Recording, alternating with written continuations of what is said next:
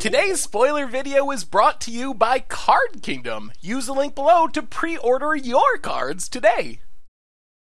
Hello everyone, it's Seth, probably better known as Saffron Olive, and it's time for our final daily dose of Core Set 2018 spoilers.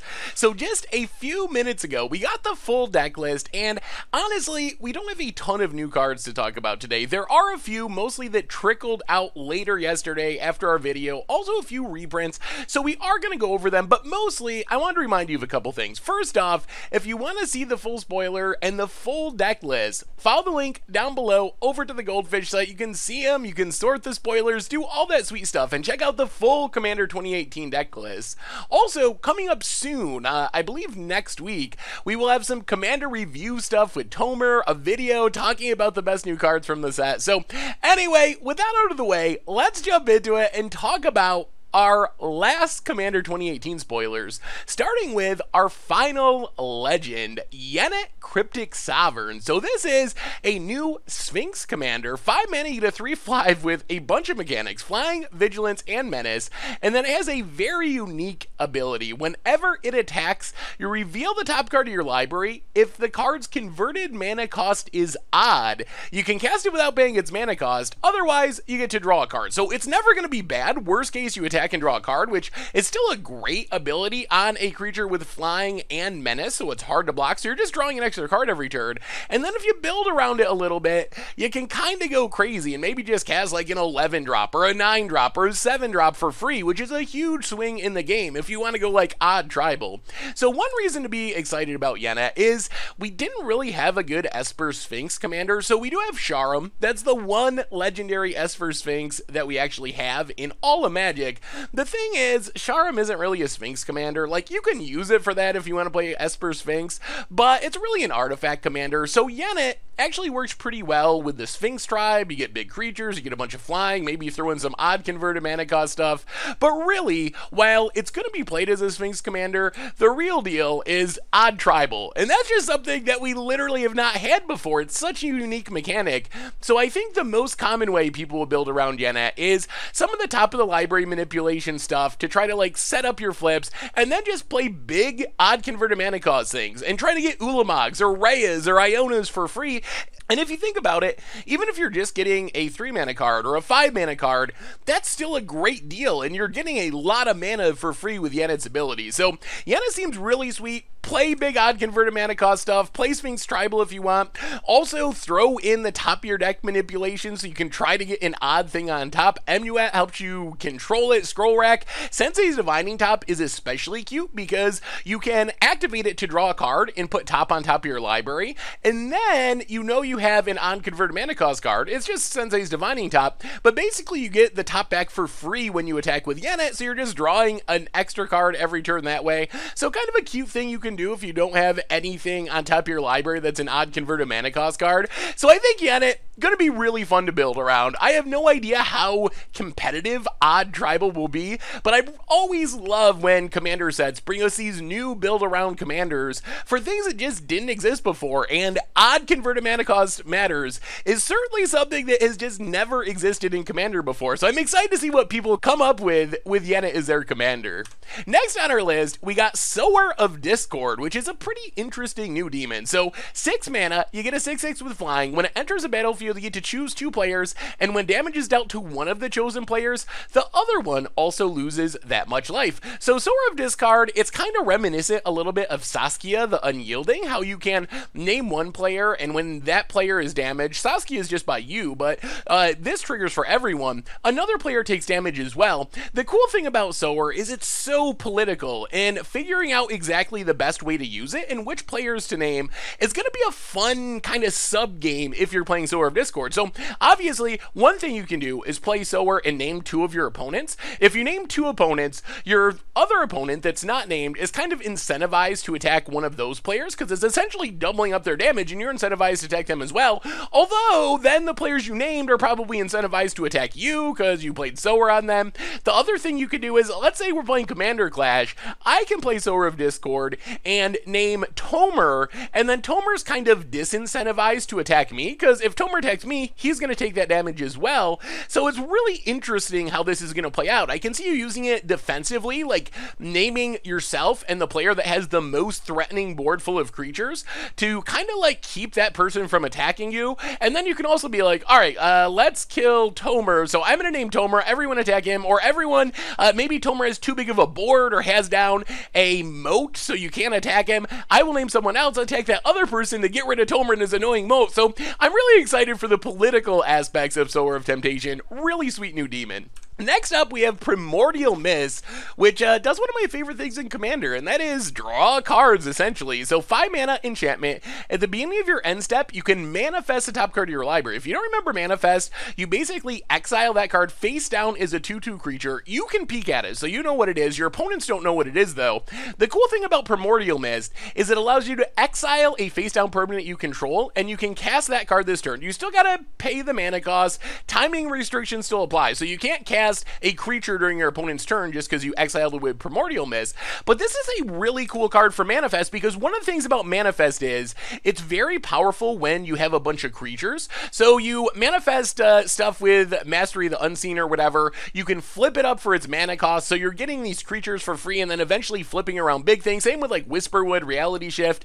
Primordial Mist takes away one of the big downsides of Manifest, and that is if you hit a spell, you only get a 2/2, and that's not that exciting. Plus, you might have one of your best spells, the Wrath that you really need, or a counter spell that you really need. Face down is this useless 2/2 creature. If you have Primordial Mist, you can manifest like crazy with Mastery of the Unseen, Whisperwoods, Reality Shifts. Just get a bunch of these face down creatures, and then you just kind of have a whole new hand on the battlefield as face down 2/2 creatures. Do you need a counter spell? Well, exile your face down 2/2 counter spell and counter that spell. Do you need a Wrath? You can do it with that. So I really like how Primordial Mist gives Manifest decks a way to use non-creatures that happen to get manifested. Plus, worst case, it's still just drawing you a card every turn, because you can always exile the 2/2 that it manifests, play that card. So a very sweet new enchantment, best in a manifest deck, but it's really not bad overall. Like, worst case, you're getting a 2/2 to block with every turn. Best case, you're drawing a card because you can flip that card around and use it for additional value. So really sweet new enchantment. Next up, we have Boreas Charger, and Boreas Charger is the next in a long line of white ramp spells. So for 3 mana, you get a 1/2 with flying. When it leaves a battlefield, you choose an opponent who has more lands than you, and you get to search for a number of planes equal to the difference between their amount of lands and your amount of lands. So if they have 5, you have 3, you get 2 lands, let's say, and then you put them into play tab, shuffle your library. So this is basically how white has ramped as long as white has been a color, all the way back to Tithe, where you search for a plains. If your opponent has more lands than you, then you get to search for an extra plane. Same with like a Resco Explorer, Knight of the White Orchid. It's based around you having less lands than your opponent. The downside of Boreas Charger is it triggers when it leaves the battlefield. So unlike all the rest of these cards, Knight of the White Orchid or Resco Explorer, Tithe even when you cast it, those are triggering right away and getting you lands. Boreas Charger, you kind of got to build around a little bit more, because when you cast it, you're not getting any extra value. However, in the right deck, that can actually be a really big upside. So I'm imagining this showing up in like a Brago deck with lots of flickering effects, because remember, it does not say die, it says leaves the battlefield. So if you have a Brago, you attack, you exile your Charger, you search for a couple of lands. If someone else plays a Cultivate or a Hour Promise and gets ahead of you and lands again, then you exile it again, get even more lands. So it's always going to keep you up with the person that has the most lands on the battlefield, which is a really powerful ability. And then you got stuff like Flicker Wisp, Felidar Guardian to give one-shot flickers to use your Boreas Charger. So Boreas Charger. So I think that's where Boreas Charger fits. It's different than the other ramp spells because of the leaves the battlefield aspect, but in a Flicker deck in specific, it is very, very good. And even just playing it and then chump blocking with it can be a fine plan, but it definitely goes up even more in value in a deck where you can Flicker or Blanket. Finally, we got Amnatu's Augury, and this card is pretty spicy. So for 8 mana, you get a sorcery that lets you exile the top 8 cards of your library. You get to put a land onto the battlefield from those 8 cards, and then until the end of turn, for each non-land card type, you can cast one of the exiled cards without paying its mana cost. So that means instant, sorcery, planeswalker, creature, artifact, enchantment. That's a lot of different card types. So in theory, you're casting this, and you're not just drawing a land plus maybe 2 or 3 or 4 other cards, depending on what you hit with Augury, but you're getting to cast those cards for free. So this is kind of like an upgraded version of Apex of Power. It's kind of an Apex of Power that you can actually cheat into play, and yes, you don't get to cast all the cards, but you get to cast those cards for free. If you hit a bunch of cards with Apex of Power, even if you cast it from hand and get that 10 mana, you could definitely run out of mana to cast everything you hit. That's not a worry with Augury, because you get to cast those cards for free, and I think it's super sweet that this says non-land card types and not permanent types, which means you can hit Enter the Infinite and draw your whole deck. You can hit a Time Stretch and take a bunch of extra turns. You can hit an Omniscience and just cast everything for free. So I think that if you're playing a bunch of these really big powerful things, Amantu's Augury can be a great addition to the deck. Probably the spikiest home for it, and the one place where if you're building competitive commander decks, I'm sure you'll be playing this card is with Narset Enlightened Master. So Narset, when it attacks, you get to exile the top 4 cards of your library and cast any non-creature spells exiled with them without paying their mana cost. So with Narset, if you hit Augury, all of a sudden you're getting 8 more cards, which is finding you extra turn spells and all this powerful stuff and casting them for free as well. So I think this is clearly a staple in Narset combo decks, but it's even fine just as a big way to draw some cards and cheat some stuff into play for free. So really cool new addition from Commander 2018. Finally, our last card for the day, Magus of the Balance. So 2 mana, you get a 2/2, and then it is literally a balance on a body for 5 mana. You sacrifice Magus of the Balance. Each player chooses a number of lands they control equal to the player with the least amount of lands. Then they do that with creatures. Then they do that with cards in hand. So basically, if you can play a bunch of mana rocks, keep the number of lands on the battlefield, empty your hand, you can just kind of really mess people up. So it is exactly the same as Balance, and then also Restore Balance, the weird version from Time Spiral that you got to suspend or cheat into play with As Foretold. The same effect but on a creature, and Balance is an extremely powerful effect, to the point where it's banned in like Legacy, and Restore Balance is sometimes a playable card in Modern, even with the restriction of having to build around it. So I think this is a super interesting card. We'll see. 5 mana Balance is a lot more than 2 mana Balance. The activation cost is a lot, and your opponents get a turn to see it coming, assuming you don't have like a ton of mana in a Swiftfoot Boots or something to give it haste, but your opponents will get a turn cycle to kill your Magus and minimize the damage or reduce the damage altogether.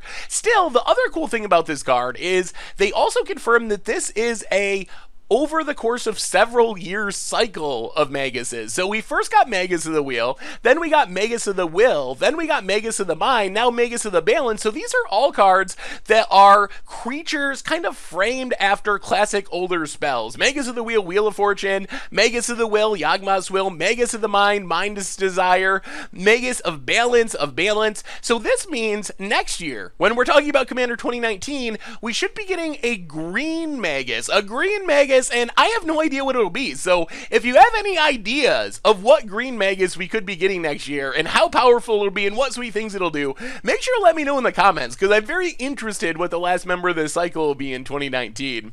Otherwise, that's all the new cards. I wanted to quickly mention, we did get some more sweet reprints, Soul and New Phyrexia, some sweet artifacts, Mimic Vat's a staple, Unwinding Clock for artifact decks, Decimate's a good removal spell, some sweepers like Marshall Cube, Terminus, Silent Blade Oni, really good Ninja for the Ninja tribal deck, Mirror Works for copying artifacts and enchantments, and a bunch of other stuff, which you can see if you follow the link in the description. Check out the full deck list over on the Goldfish site. So anyway, that brings us to the end of our daily Commander spoilers for today. So what do you think of these new cards? What do you think about Yedit? How sweet will Odd Tribal be? How about Sower of Discard? How do you play that? Like, who are you naming? Yourself? Just other people? Primordial Mist, Boreas Charger, Amanatu's Augury. What's the sweetest thing to hit with that? Is Magus of the Balance playable? What do you think the green member of the cycle is? Any of the reprints or just the full decks? Which one is your favorite? What are you most excited for? Which one are you buying? Let me know what you think in the comments. Again, thank you so much for watching. I hope you enjoyed the video,